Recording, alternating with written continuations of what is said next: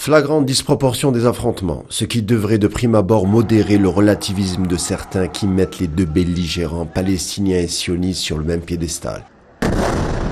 Des frappes aériennes d'une rare violence après ceux de la guerre de 2021 qui avaient fait 260 morts palestiniens contre l'enclave de Gaza sous blocus depuis 2007. De leur côté, les milices palestiniennes réagissent comme elles peuvent. La Palestine ou le martyre permanent. Pour cette nouvelle croisade, la communauté internationale n'a pas tardé à réagir. Le comité international de la Croix-Rouge, par exemple, dans les territoires occupés, s'est dit inquiet par la surenchère des agressions des forces d'occupation sionistes contre les Palestiniens. Le comité en appelle toutes les parties à respecter leur engagement en vertu du droit international et humanitaire.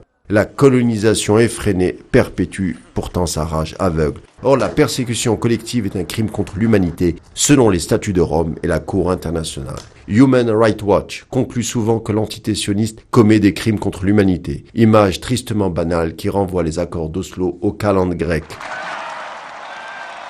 La Russie a pour sa part réagi hier en se disant préoccupée du niveau de tension dans la bande de Gaza, tout en appelant toutes les parties à la retenue.